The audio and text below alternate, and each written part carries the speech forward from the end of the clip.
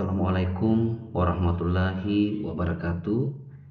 Perkenalkan, nama saya Musliadi, tutor PKBM Endless Bulungan. Mapel yang akan saya bawakan yaitu mapel pendidikan kewarganegaraan paket C. Nah, jadi asal saya itu Desa Mangkupadi, Tanjung Palas Timur.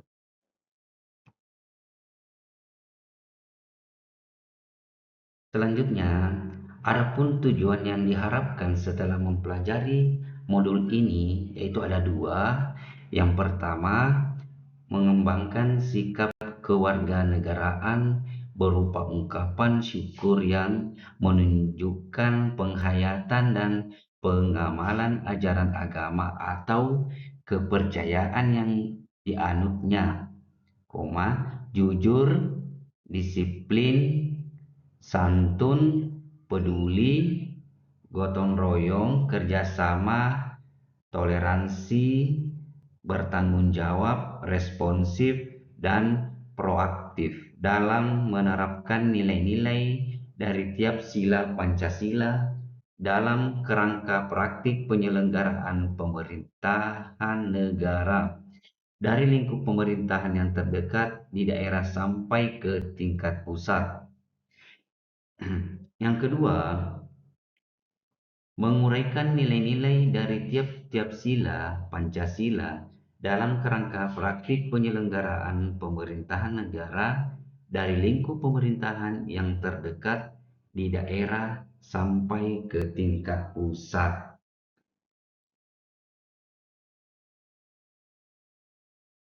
Di pertemuan kali ini atau pertemuan pertama ini kita akan membahas tentang etika roda pemerintahan. Nah, di sini di etika roda pemerintahan ini ada 3 materi yang akan kita bahas. Yang pertama itu tentang trias politika ala Indonesia. Yang kedua, aparatur negara yang melayani. Yang ketiga, pemerintahan daerah yang mensejahterakan. Nah, jadi etika roda pemerintahan ini maksudnya aturan atau norma dan prinsip moral yang menjadi pedoman dalam menjalankan pemerintahan.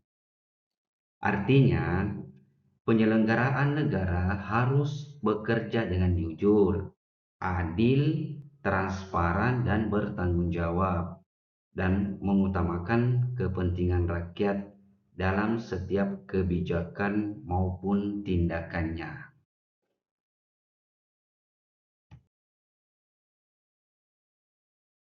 Selanjutnya, kita masuk ke materi tentang nilai-nilai Pancasila dalam sistem pembagian kekuasaan negara. Nah, di sini pembagian kekuasaan negara merupakan salah satu prinsip penting dalam sistem ketatanegaraan di Indonesia. Tujuannya untuk mencegah terjadinya pemusatan kekuasaan pada suatu lembaga atau individu sehingga tidak menimbulkan kesewenang-wenang. Sistem pembagian kekuasaan di Indonesia berlandaskan nilai-nilai Pancasila dan diatur dalam Undang-Undang 1945. Nah, di sini maksud dari nilai-nilai Pancasila diatur dalam Undang-Undang 1945, setiap sila dijabarkan dalam pasal Undang-Undang Dasar 1945 sebagai dasar hukum negara. Dengan begitu, Pancasila tidak hanya menjadi dasar secara filosofis saja, tetapi juga memiliki kekuatan hukum yang mengikat dalam penyelenggaraan kehidupan berbangsa dan bernegara. Landasan konstitusional. Pasal 1 ayat 2 Undang-Undang Dasar 1945 Kedaulatan berada di tangan rakyat dan dilaksanakan menurut Undang-Undang Dasar. Maksudnya, kekuasaan tertinggi itu dalam suatu negara ada pada rakyat, tetapi pelaksanaannya diatur melalui Undang-Undang Dasar 1945. Artinya, rakyat tidak menjalankan kekuasaan secara langsung, melainkan hanya melalui sistem aturan dan lembaga negara yang dibentuk berdasarkan Undang-Undang tahun 1945. Pasal 1 ayat 3 Undang-Undang Dasar 1945, negara Indonesia adalah negara hukum. Nah, jadi di sini bahwa segala aspek penyelenggaraan negara maupun kehidupan masyarakat harus berdasarkan hukum, bukan atas kekuasaan atau kehendak sewenang-wenang. Hukum menjadi dasar untuk menjamin keadilan, ketertiban, serta melindungi hak dan kewajiban warga negara.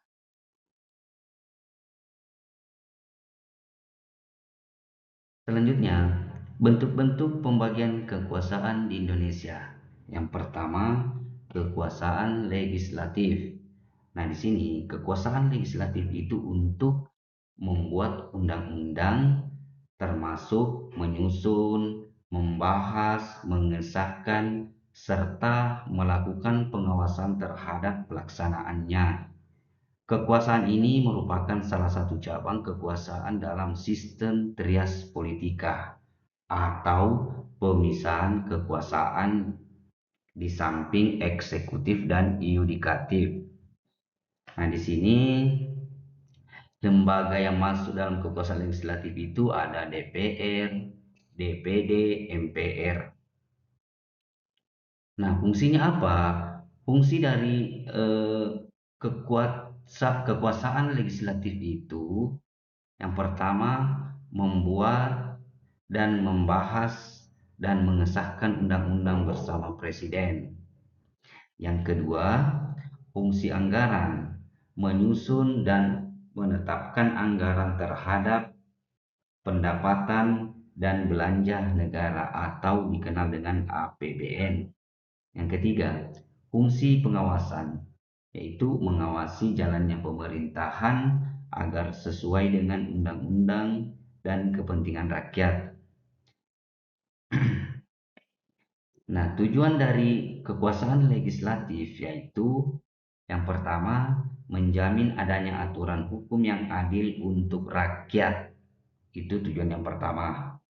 Tujuan yang kedua itu menyediakan landasan hukum bagi pelaksanaan pemerintahan.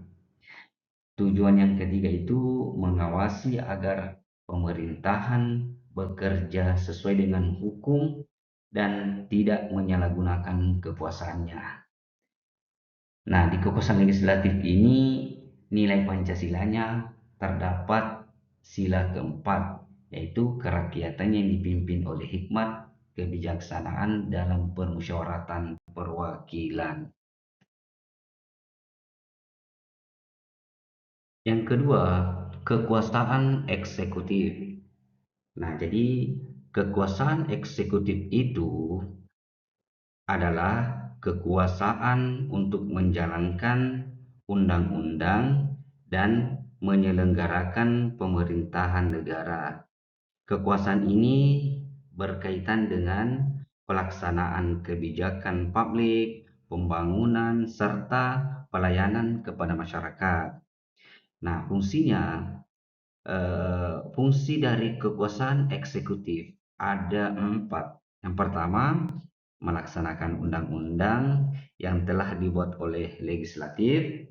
Yang kedua, menyusun dan menjalankan kebijakan pemerintahan di berbagai bidang seperti bidang ekonomi, pendidikan, kesehatan, dan keamanan. Yang ketiga, mengatur jalannya pemerintahan agar tertib, efektif, dan sesuai dengan hukum. Yang keempat, mengelola hubungan luar negeri, serta menjalankan pertahanan dan keamanan negara. Nah, jadi kekuasaan eksekutif ini lembaga pemegang kekuasaannya seperti presiden dan wakil presiden beserta dengan menteri-menterinya. Nah, jadi tujuannya dari kekuasaan eksekutif ini menjamin agar kebijakan pemerintahan berjalan sesuai dengan hukum dan kepentingan rakyat. Nah, tujuan selanjutnya menyediakan pelayanan publik serta melaksanakan pembangunan nasional. Selanjutnya, menjaga stabilitas negara di dalam maupun di luar negeri. Nilai yang terkandung dalam Pancasila dari kekuasaan eksekutif ini, yang pertama itu sila ketiga Persatuan Indonesia, Presiden menjaga keutuhan bangsa. Nah, sila selanjutnya, sila kelima, keadilan sosial bagi seluruh rakyat Indonesia. Pemerintah harus membuat kebijakan yang adil. Yang ketiga, kekuasaan yudikatif. Nah, kekuasaan yudikatif ini adalah kekuasaan kehakiman untuk memastikan hukum ditegakkan secara adil dan melindungi hak-hak rakyat. Nah, lembaga pemegang kekuasaan yudikatif di Indonesia itu ada yang pertama MA, Mahkamah Agung, yang kedua MK, Mahkamah Konstitusi, yang ketiga KY. KY itu Komisi Yudisial. Nah, Komisi Yudisial ini mengawasi peradilan hukum. Nah, fungsinya yang pertama itu mengadili, yang kedua menegakkan hukum, yang ketiga menjaga konstitusi, yang keempat menegakkan keadilan. Nilai Pancasila yang terkandung dalam kekuasaan yudikatif ini ada dua. Yang pertama itu sila kedua, kemanusiaan yang adil dan beradab, menjamin hak asasi manusia. Sila selanjutnya itu sila kelima, memberikan keadilan bagi seluruh rakyat Indonesia tanpa terkecuali.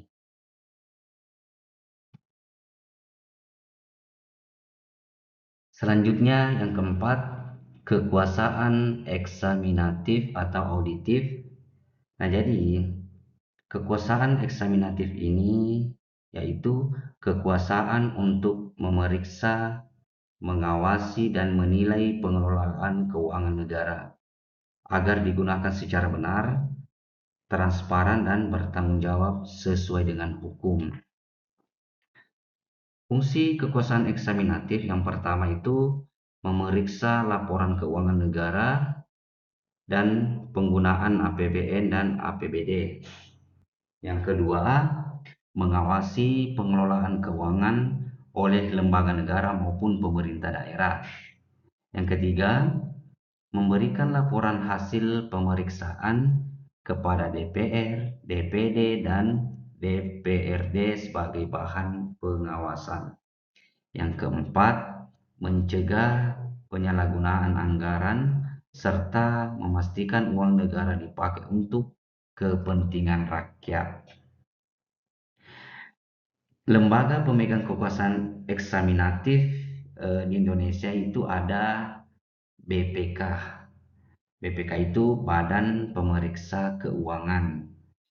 Nah, jadi BPK ini lembaga negara yang bebas dan mandiri, berwenang memeriksa pengelolaan dan tanggung jawab keuangan negara. Adapun tujuannya dari kekuasaan eksaminatif ini, yang pertama menjamin agar keuangan negara dikelola dengan baik dan tidak disalahgunakan. Selanjutnya, meningkatkan transparansi dan akuntabilitas penyelenggaraan negara.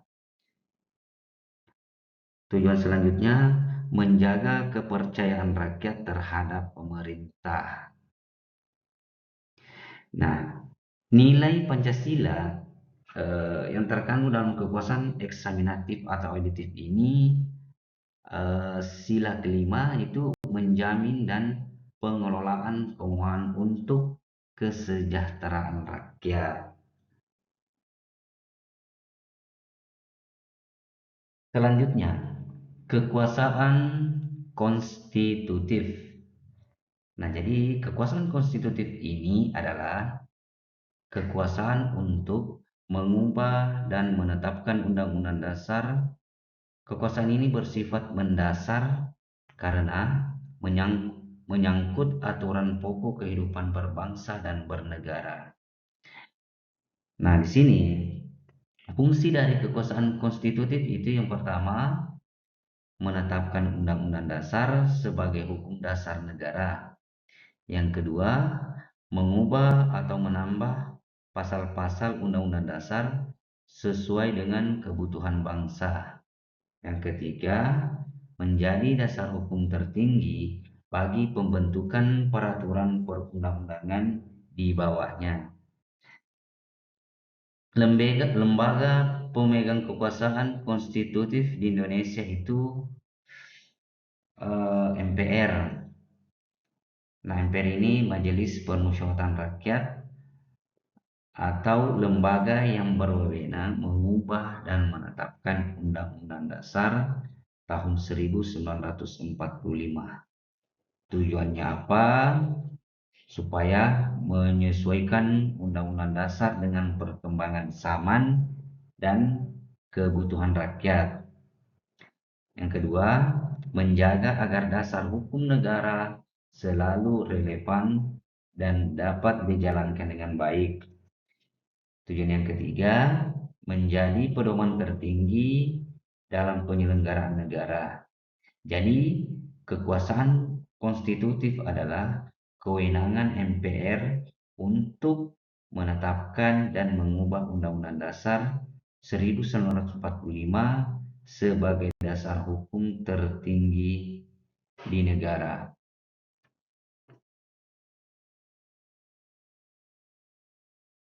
Oke, selanjutnya hubungan nilai Pancasila dengan pembagian kekuasaan. Nah, hubungan yang pertama itu kedaulatan rakyat. Nah, ini terdapat di sila keempat. Kekuasaan negara berasal dari rakyat. Nah, saya akan jelaskan maksud dari kekuasaan negara berasal dari rakyat ini. Kekuasaan negara berasal dari rakyat, bahwa rakyat adalah pemilik kekuasaan tertinggi dalam suatu negara. Jadi di sini rakyat memberi mandat kepada pemerintah untuk menjalankan pemerintahan melalui mekanisme demokrasi. Misalnya lewat pemilu kemarin, perwakilan di DPR atau DPD, serta partisipasi dalam pengawasan dan pengambilan keputusan publik.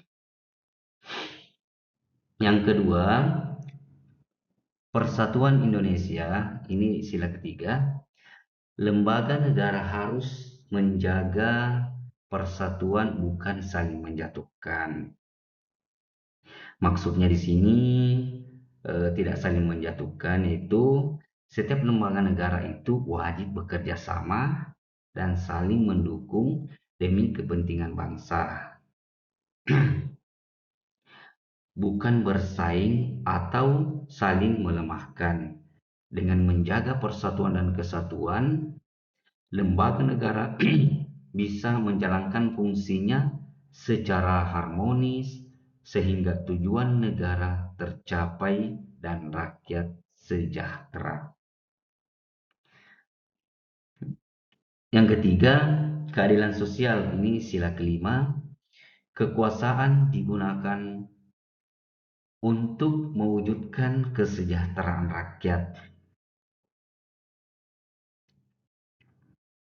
Maksudnya, Kekuasaan yang dimiliki pemerintah bukan untuk kepentingan pribadi atau kelompoknya, melainkan untuk melayani dan meningkatkan taraf hidup masyarakat. Dengan kekuasaan itu, pembangunan yang bertujuan membawa keadilan serta kesejahteraan bagi seluruh masyarakat di Indonesia. Selanjutnya, kemanusiaan yang adil dan beradab ini sila kedua ya. Kekuasaan dijalankan dengan menjunjung tinggi HAM. Nah, ini sangat perlu ini ya. Dalam menjalankan kekuasaan, pemerintah itu maupun lembaga negara harus selalu menghormati, melindungi, dan memenuhi hak asasi manusia atau HAM. Artinya, segala kebijakan dan tindakan tidak boleh dengan sewenang-wenang atau merugikan rakyat, melainkan harus adil, manusiawi, dan sesuai dengan hukum. Agar supaya apa? Agar supaya kehidupan dalam bernegara kita itu tidak ada saling menjatuhkan, dan persatuan dan kesatuan itu tetap selalu terjaga dalam kehidupan kita. Selanjutnya, ketuhanan yang Maha Esa. Di sila pertama, kekuasaan dijalankan sesuai dengan moral dan etika berdasarkan nilai religius. Artinya, dalam menggunakan kekuasaan itu, pemerintah dan penyelenggara negara harus berlandaskan dengan nilai moral, etika, dan ajaran agama. Ini sangat penting ya dalam menggunakan kekuasaan pemerintahan. Harus nilai moral, etika, dan agama. Hal ini supaya setiap keputusan dan tindakan tidak boleh hanya secara hukum, tetapi juga mencerminkan kejujuran, keadilan, dan tanggung jawab, serta kebaikan sesuai dengan nilai-nilai religius yang hidup di dalam suatu masyarakat.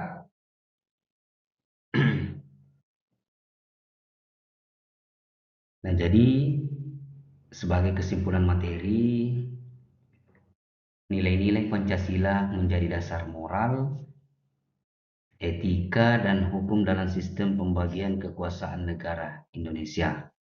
Setiap lembaga negara memiliki fungsi yang berbeda, namun tetap saling bekerja sama untuk mencapai tujuan negara. Tujuan negara yang dimaksud yaitu melindungi segenap bangsa Indonesia, mencerdaskan kehidupan bangsa, serta mewujudkan keadilan sosial bagi seluruh rakyat Indonesia. Maksudnya di sini adalah tugas utama negara Indonesia bukan hanya menjaga keamanan dan kedaulatan bangsa, tetapi juga memberikan pendidikan yang baik bagi seluruh rakyat, serta menciptakan keadilan sosial.